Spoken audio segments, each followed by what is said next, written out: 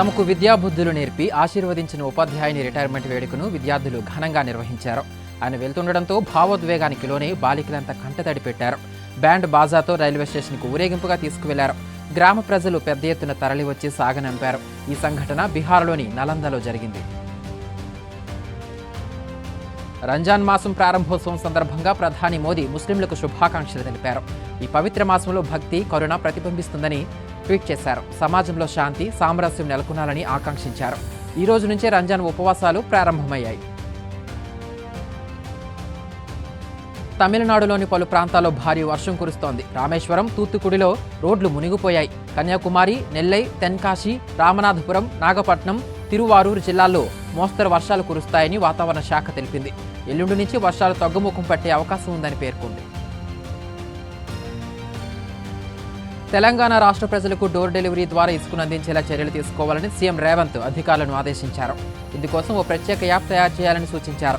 నిర్మాణ రంగ సంస్థలకు అవసరమైన ఇసుకను టీజీఎండీసీ ద్వారానే సప్లై చేయాలని చెప్పారు. తద్వారా ప్రభుత్వానికి కూడా ఆదాయం వస్తుందని ఆయన పేర్కొన్నారు. టీజీఎస్ఆర్టీసీ సిటీ బస్సుల్లో ఆన్లైన్ టికెట్ విధానం అమల్లోకి తీసుకువచ్చింది. యూపీఐ పేమెంట్స్ ద్వారా టికెట్ తీసుకోవచ్చని తెలిపింది. ఆటోమేటిక్ ఫేర్ కలెక్షన్ సిస్టంలో భాగంగా ఈ విధానాన్ని తీసుకువచ్చింది. విడతల వారీగా ఈ విధానాన్ని రాష్ట్రంలో అమలు చేసే అవకాశం ఉంది. దీంతో ప్రయాణికులు, ఆర్టీసీ సిబ్బందికి చిల్లర కష్టాలు తీరనున్నాయి. తమిళనాడులోని కన్యాకుమారి జిల్లాలో తీవ్ర విషాదం చోటు చేసుకుంది. సెయింట్ ఆంథోనీ చర్చి ఉత్సవాల కోసం ఏర్పాట్లు చేస్తుండగా విద్యుత్ షాక్ తగిలి నలుగురు మృతి చెందారు. డెకరేషన్ చేయడానికి ఇనుప నిచ్చెన తీసుకొస్తుండగా అది విద్యుత్ వైర్లకు తగలడంతో ఈ దుర్ఘటన జరిగింది.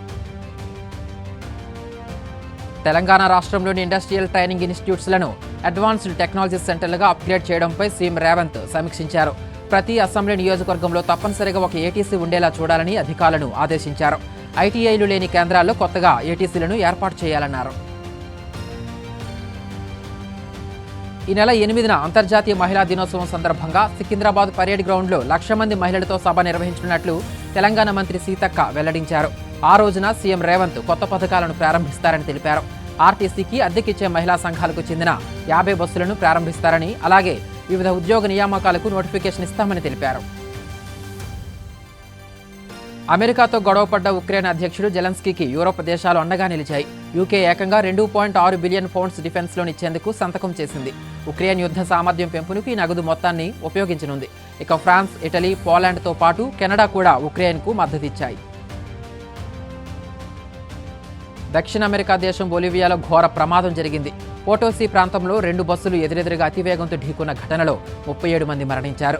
మరో 39 మంది గాయపడినట్లు అధికారులు వెల్లడించారు. ఇందులో ఓ బస్సులోని ప్రయాణికులు స్థానికంగా జరుగుతున్న కార్నివాల్కు వెళ్తున్నట్లు తెలిపారు. తెలంగాణలో రంజాన్ ఉపవాస దీక్షలు ప్రారంభమయ్యాయి. శనివారం రాత్రి 7:30 నెలవంక కనిపించడంతో మక్కా మసీదు నుంచి సైరన్ మోతలు వినిపించాయి. దీంతో హైదరాబాద్ ఓల్డ్ సిటీలో సందడి వాతావరణం నెలకొంది. పండుగ ప్రారంభం సందర్భంగా ముస్లింలు సంబరాలు చేసుకున్నారు. రాత్రంతా చార్మినార్ వద్ద షాపింగ్ చేశారు.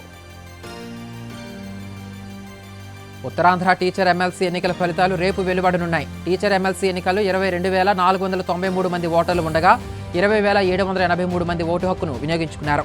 బ్యాలెట్ బాక్స్ను ఏయూ ఇంజనీరింగ్ కాలేజీలోని స్ట్రాంగ్ రూమ్కు చేరుకున్నాయి. ప్రాధాన్యత క్రమంలో ఓట్లు లెక్కించే ప్రక్రియ కావడంతో సోమవారం రాత్రికి తుది ఫలితం వచ్చే అవకాశం ఉంది. ఏపీలో 3 నెలల పాటు ఎండలు, వడగాలుల ప్రభావం ఎక్కువగా ఉంటుందని ఏపీ ఎస్డీఎంఏ వెల్లడించింది. సాధారణం కంటే ఎక్కువ ఉష్ణోగ్రతలు నమోదవుతాయంది. గర్భిణీలు, బాలింతలు, పిల్లలు, వృద్ధులు వీలైనంత వరకు ఇంట్లోనే ఉండాలని, బయటికెళ్తే జాగ్రత్తలు తీసుకోవాలని హెచ్చరించింది. డీహైడ్రేట్ కాకుండా నీళ్లు, మజ్జిగ, కొబ్బరి, లెమన్ వాటర్ తాగాలని సూచించింది. ఏపీలోని పల్నాడు జిల్లాలో పెన్షన్ డబ్బులతో ఓ సచివాలయ ఉద్యోగి పరారయ్యాడు. దాచేపల్లి మున్సిపాలిటీ పరిధిలో పెన్షన్ల కోసం సచివాలయం 3 వెల్ఫేర్ అసిస్టెంట్ ప్రసాద్ 8,43,000 రూపాయలను బ్యాంకులో డ్రా చేశారు. కానీ వాటిని లబ్ధిదారులకు పంపిణీ చేయకుండానే పారిపోయారు. లబ్ధిదారులు కార్యాలయం ముందు ఆందోళన చేయడంతో అందరికీ పింఛన్లు పంపిణీ చేస్తామని కమిషనర్ హామీ ఇచ్చారు. ఆశా వర్కర్లకు ఏపీ ప్రభుత్వం తీపి కబురు చెప్పింది. వారు కోరుతున్న ప్రయోజనాల అమలుకు కీలక నిర్ణయం తీసుకున్నారు.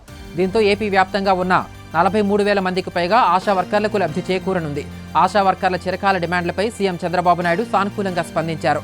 గ్రాడ్యుటీ చెల్లింపు ఏ విధంగా ఉండాలి, దానిపై వివిధ రాష్ట్రాల్లోని ఆశా వర్కర్లకు అందజేసిన వేతనాలు, పదవీ విరమణ అనంతర ప్రయోజనాలు తదితరాలను పరిశీలించాలని అధికారులను ఆదేశించారు.